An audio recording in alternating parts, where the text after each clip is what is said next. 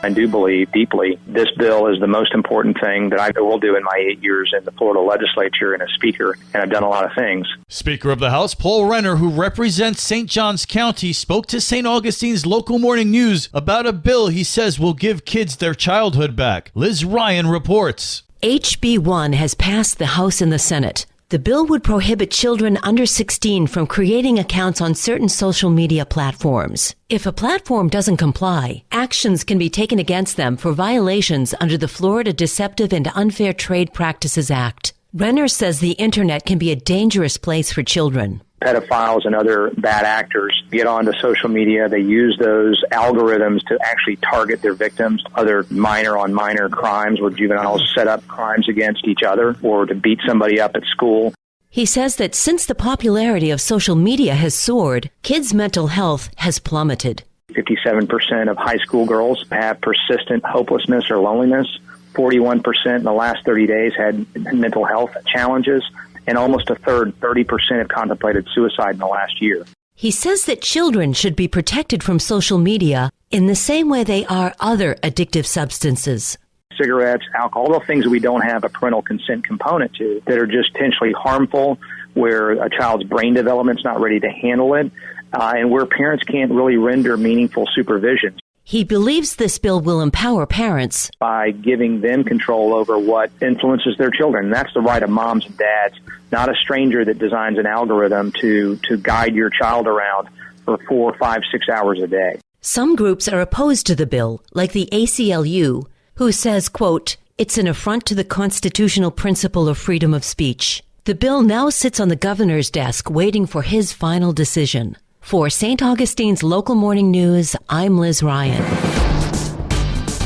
This local news is a service of your hometown Toyota dealer, Beaver Toyota, US 1 St. Augustine, here to wow you. This is a 24/7 operation. This is not a truck haul project where they're stopping at night or on the weekends. This is going to be 24/7, going through it as fast as they can to get the project done and get out. St. Johns County is gearing up to begin a massive beach restoration project. County Emergency Management Director Joe Giamanco says the $38.6 million Ponte Vedra Beach restoration project will begin next month. Mobilization would be sometime in mid-March. We're thinking right after the spring break. They cannot work during spring break. That's one of the things in our bids. So that's the Monday after the spring break. Sand placement is most likely going to start in April. They're saying April 1st, but probably most likely mid-April. And then demob sometime ending the project in July, demobbing in August. Giamanco says there will be intermittent beach closures affecting Michler's Landing Beachfront Park. The park will be closed at certain times during the initial mobilization and the demobilization, between 2 weeks and 30 days. But that is not a full 2 weeks, 30-day closure. That is some time in there that we need to close the park because we need to bring in a lot of the heavy equipment in there. So we don't want to interact with people and heavy machinery while we're trying to load things onto the beach. For more details on the project, including beach parking closures, visit sjcfl.us/PVB. For St. Augustine's Local Morning News, I'm Daryl Moody.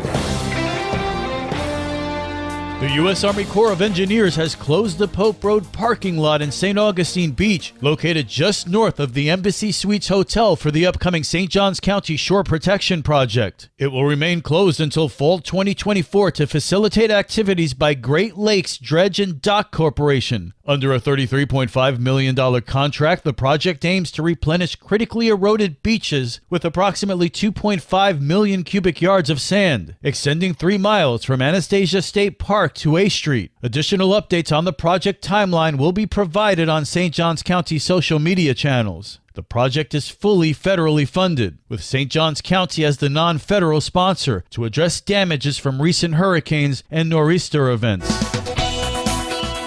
And now you're up to date with St. Augustine's Local Morning News. I'm Rich Carroll.